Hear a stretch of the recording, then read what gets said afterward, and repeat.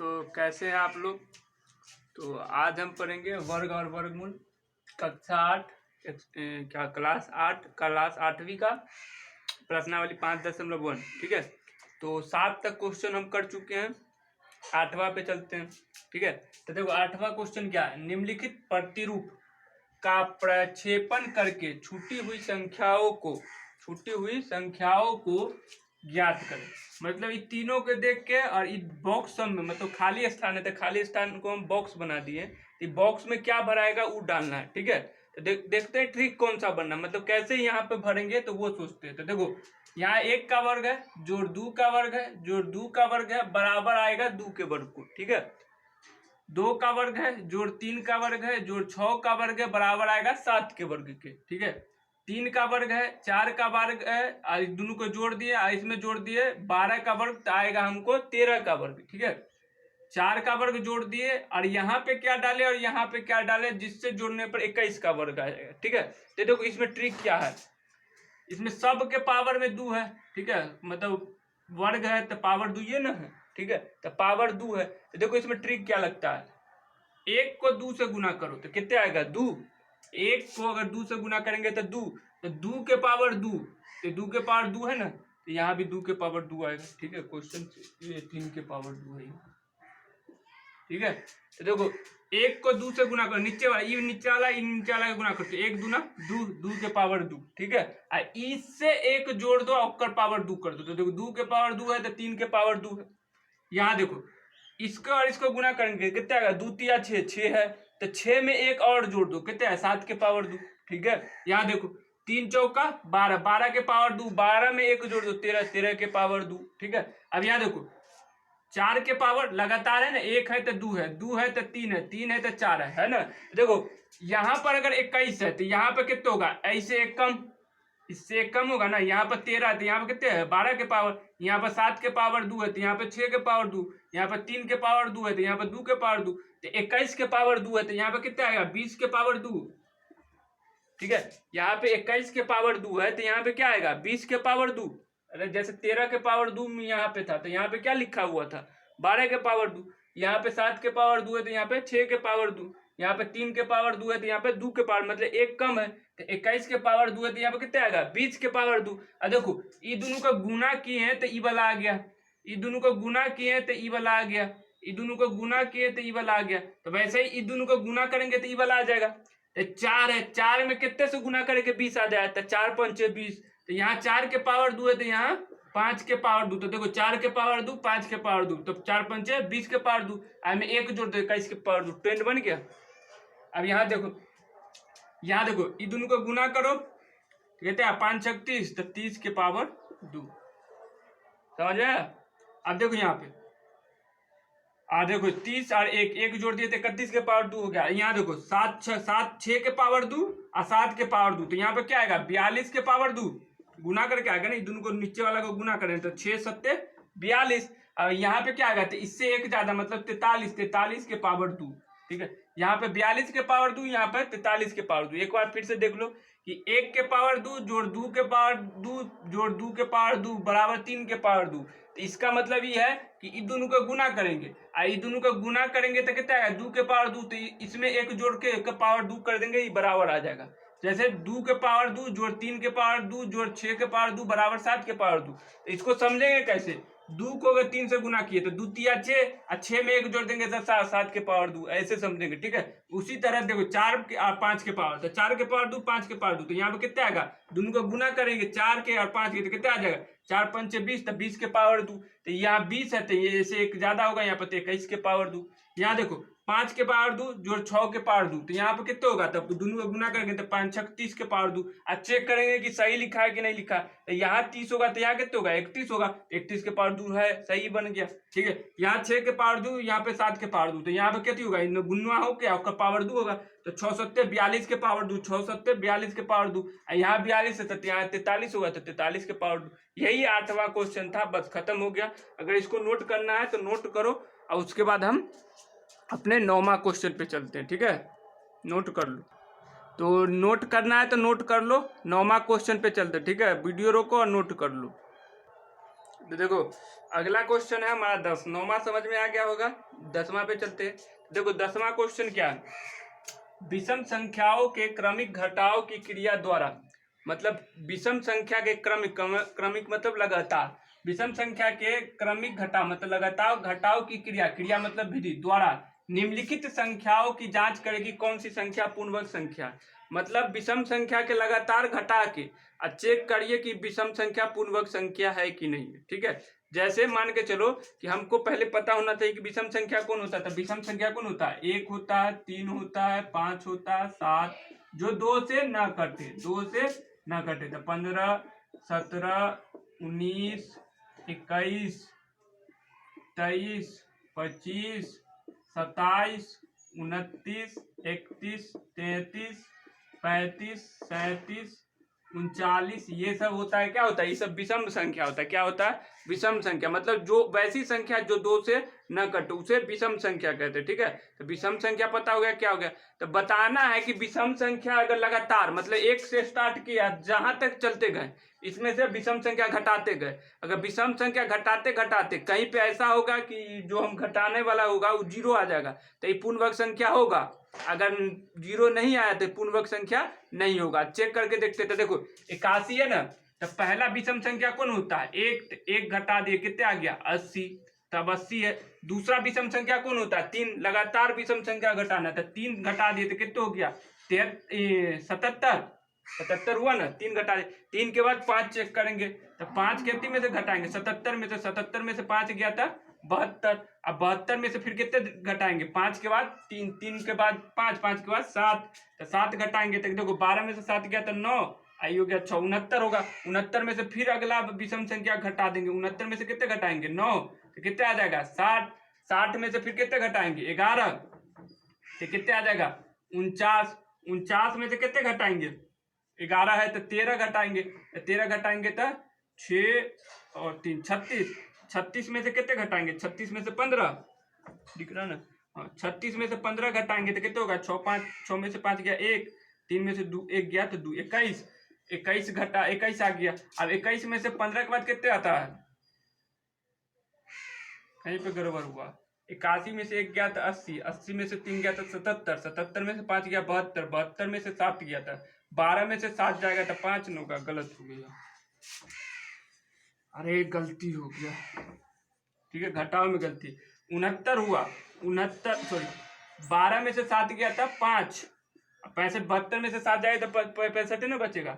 65 में से फिर कितने जाएगा? 9, तो कितने आएगा? 15 में से 9 के लिए तो 6, आई हो गया 5। 56, 56 में से कितने घटाएंगे? 11, तो कितने आएगा? 5 4 45, 45 में से कितने घटाएंगे? 13, तो कितने होगा? 2 3 32, 32 में से कितने घटाएंगे? 15, तो कितने आएगा? 7 1 17। अब 17 में से कितने घटाएंगे? तो 17 में से 15 के बाद कौन विषम संख्या आता है? 17, तो 17 - 17 कितने हो गया? 0। तो जब विषम संख्या लगातार घटाने पे हमको 0 मिल रहा है तो वो पूर्णवर्ग संख्या हुआ। तो क्या लिखेंगे? 81 एक पूर्ण वर्ग संख्या है। क्या है? पूर्ण वर्ग संख्या है। 81 क्या है? पूर्ण वर्ग संख्या है। क्या है? पूर्ण वर्ग संख्या है। कैसे चेक किए? तो लगातार विषम संख्या को घटाए हैं और घटाने के बाद लगातार घटाते जहां तक चाहेगा चले जाएंगे। अगर माइनस में आ गया तो माइनस में आ गया, कुछ बच गया तो विषम संख्या नहीं होगा, सॉरी पूर्णवर्ग संख्या नहीं होगा। अगर 0 आ गया तो पूर्णवर्ग संख्या होगा। अगला चेक करते हैं। ठीक है, 81 के बाद कौन है? 121। ठीक है, 121 कौन सा है? दूसरा है। तो 121 में से कौन घटाएंगे? पहले 1, कितने आ जाएगा? 120। 120 में से फिर कौन घटाएंगे? 3, तो कितने आ जाएगा? 117। 120 में से 3 जाएगा तो 117 ही ना होगा। 117 में से आप कितने घटाएंगे? 5। 3 के बाद 5 है ना विषम संख्या होता है, तो कितने हो जाएगा? 112। 17 में से 5 गया 12 है, 100 के 100। 112 में से कौन जाएगा? 7, तो कितने आएगा? 105। 105 में से कौन जाएगा? 9, तो कितने आएगा? 15 में से 9 गया था 6, आई हो गया 9। 96। 96 में से अगर 11 गया तो कितने बच जाएगा? 85। कितने आ जाएगा? 85। अब 11 के बाद कौन चेक करेंगे? 11 के बाद 13, तो 13 घटाएंगे तो 85 में से कितने घटाएंगे? 13। 85 में से 13 घटाएंगे तो कितने होगा? 8 में से 5 गया तो 2, और 8 में से 1 गया था 7, 72। ठीक है, 8 में से 3 गया था 2, 8 में से 1 गया 7, 72 72 में से फिर कितने घटाएंगे 15, यानी 12 में से 7 गया था, सॉरी 12 में से 5 गया था 7, 6 में से 1 गया था 5, ठीक है। 57 57 में से कितने घटाएंगे 17 17, तो 7 में से 7 गया 0, 5 में से 1 गया था 4, 40 40 में से कितने घटाएंगे 19, कितने आएगा 21। अब 21 में से अगला विषम संख्या कौन होगा 21, तो कितने आएगा 0। तो जब विषम संख्या लगातार घटाते रहे और 0 आ जाए तो क्या होगा वो पूर्ण वर्ग संख्या, क्या होगा पूर्ण वर्ग संख्या। तो क्या लिखेंगे 121 एक पूर्ण वर्ग संख्या, ठीक है। पूर्ण वर्ग संख्या चेक करने का, लगातार विषम संख्या घटा के चेक करने का तरीका है कि पूर्ण वर्ग संख्या होगा कि नहीं होगा, पूर्ण वर्ग संख्या होगा कि नहीं होगा, लगातार चेक करने का, विषम विषम विषम संख्या से घटाते घटाते चेक करने का, ठीक है। 121 हो गया। तीसरा है 144, ठीक है। तीसरा कहते हैं 144 144 का चेक करना कि विषम सॉरी पूर्ण वर्ग संख्या है कि नहीं। तो देखिए 144 में से पहले कितने घटाएंगे एक, कितने आ जाएगा 143, 143 में से कितने घटाएंगे 3, तो कितने आ जाएगा 140, 140 में से अगला विषम संख्या कौन होगा 5, कितने आ जाएगा 135, 135 में से कितने घटाएंगे 7, तो कितने आ जाएगा 128, 128 में से कितने घटाएंगे 9, तो कितने आ जाएगा 121, ठीक है। अब 121 में से कितने घटाएंगे 9 के बाद 11, तो क्या आ जाएगा 110, 110 में से कितने घटाएंगे 13, तो कितने आ जाएगा 97 आ जाएगा ना। 10 में से 3 गया था 7 और 10 में से 1 गया था 9, 97 में से कितने घटाएंगे 15, तो कितने आ जाएगा 9 में से सॉरी 7 में से 5 गया था 2 और 9 में से 1 गया था 8, 82, 82 में से कितने घटाएंगे 17, 17 घटाएंगे तो 12 में से 7 गया था 5 और 7 में से 1 गया था 6, 65, 65 में से कितने घटाएंगे 19, तो 15 में से 9 गया था 6 और 5 में से 1 गया था 4, 46, 46 में से कितने घटाएंगे 21, कितने आ जाएगा 6 में से 1 गया था 5 2, 25। अब 25 में से अगला कौन होगा 23, कहीं पे गड़बड़ हुआ है कि 140, 135, 128, 121, 121 में से 110, 110 में से 13 गया तो 10 में से 3 गया तो 7, 9 में से गया 10 में से 1 गया तो 9, 97 से 15, 9 में से 5 गया तो 2, 8 में से 9 में से 1 गया तो 8, 82 में से 17, तो 12 में से 7 गया तो 5, आई हो जाएगा 7, 7 में से 1 गया तो 6, 65, 65 में 15 में से 9 गया तो 6, ये हो गया 5, 5 में से 1 गया तो 4, 46, 46 में से 21 गया था 25। हाँ अब 25 भी तो एक पूर्ण क्या बोलते उसको विषम संख्या है ना, ठीक है। कहीं पे गलत हुआ है 144 में से 143, 143 में से 3 गया 140, 140 में से 5 गया 135,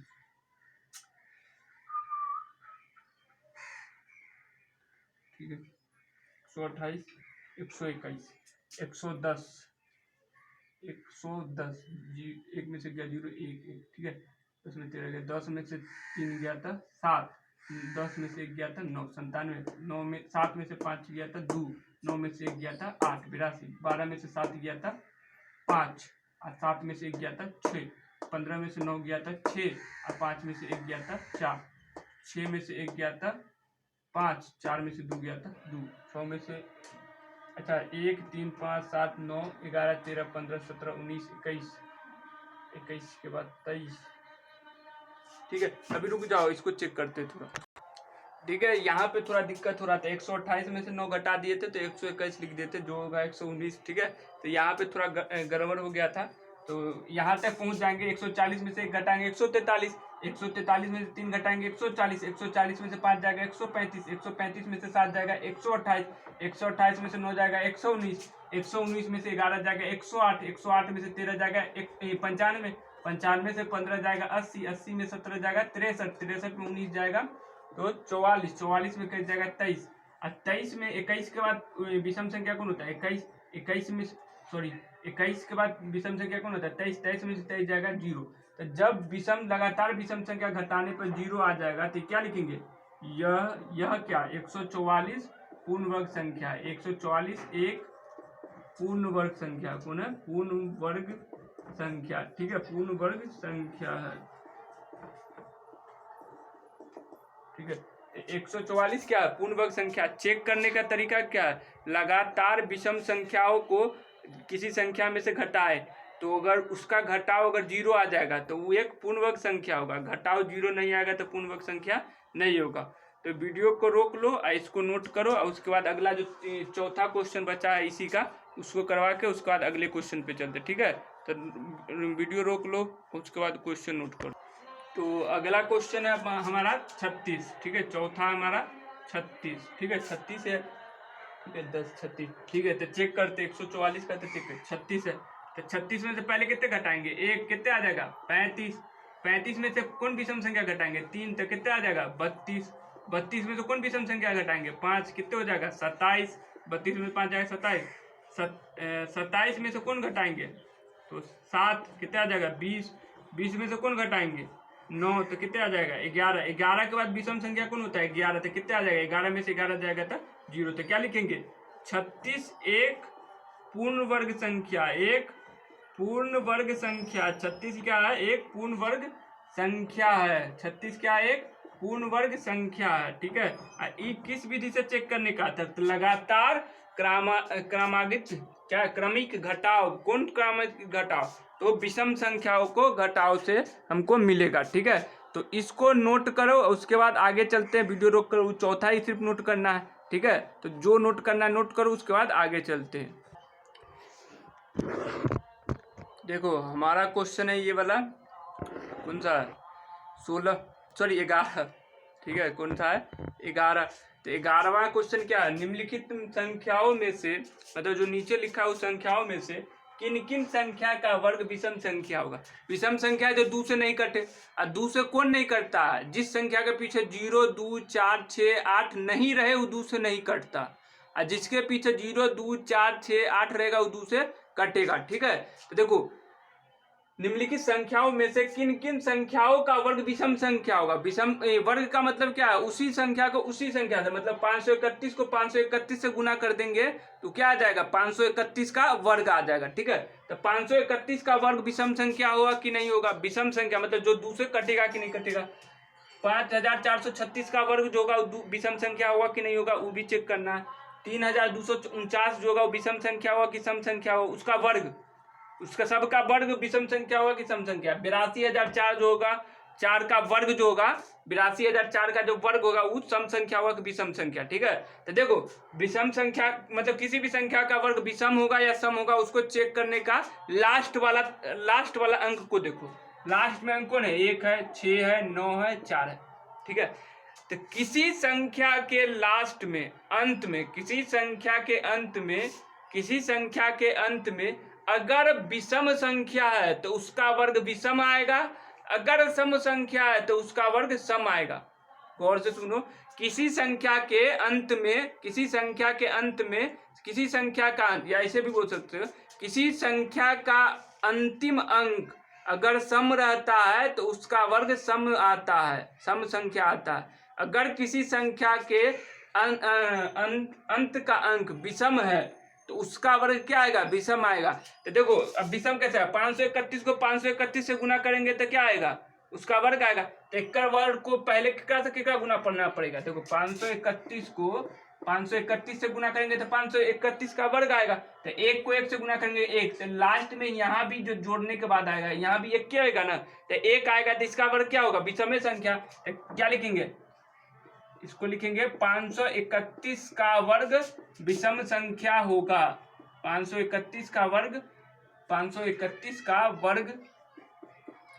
विषम संख्या होगा। क्या होगा? विषम संख्या होगा, विषम संख्या होगा। 531 का वर्ग क्या होगा? विषम संख्या होगा, ठीक है? काहे होगा? काहे कि इसके लास्ट में अंतिम अंक जो है विषम संख्या, एक अंतिम अंक कथी है? सम संख्या, तो इसका वर्ग जो होगा विषम संख्या नहीं होगा। तो लिखेंगे 5436 का वर्ग विषम संख्या नहीं होगा। क्या होगा? विषम संख्या नहीं होगा। क्यों नहीं होगा? काहे कि अंतिम अंक जो है वो सम संख्या, अगर अंतिम अंक विषम संख्या रहता है तो उसका वर्ग भी विषम संख्या आता है। तो 5436 का वर्ग विषम संख्या नहीं होगा। क्या होगा? नहीं, विषम संख्या नहीं होगा, ठीक है? विषम संख्या नहीं होगा, ठीक है? आगे देखते हैं 32,3249 का वर्ग क्या विषम संख्या होगा। तो इसका अंतिम अंक देखो कितने हैं 9, और 9 एक विषम संख्या है, 2 से नहीं कटेगा, तो 9 9 81, लास्ट का अंक कितना आएगा 1, और 1 जिसके पीछे आएगा वो तो 2 से कटेगा नहीं, तो विषम संख्या होगा। तो ये क्या होगा, विषम संख्या इसका वर्ग हुआ। तो लिखेंगे 3249 का वर्ग, 3249 का वर्ग, 3249 का वर्ग विषम संख्या होगा। क्या होगा, विषम संख्या होगा। ठीक है, होगा ही होगा। ठीक है, अब देखो 82,004, तो अंतिम अंक कति है 4 है, तो इक्कर गुना करेंगे 4 के 4 से तो 16 आएगा, तो लास्ट में कितना आएगा 6, तो 6 जो जिसके पीछे 6 आएगा वो तो 2 से कट जाएगा, और जो 2 से पूरा कट जाएगा वो क्या होगा, सम संख्या होगा। तो लिखेंगे यहाँ पे 82,004 का वर्ग, 82,004 का वर्ग विषम संख्या नहीं होगा।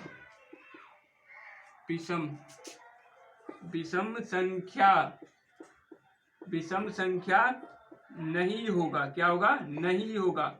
जिसके लास्ट में अंतिम में विषम संख्या उसका वर्ग विषम संख्या होगा, जिसके अंतिम में विषम संख्या नहीं है उसका वर्ग विषम संख्या नहीं होगा। ठीक है, तो इसको नोट कर लो, उसके बाद अगले वीडियो में मिलते हैं, और इसको अभी वीडियो रोक कर नोट कर लो।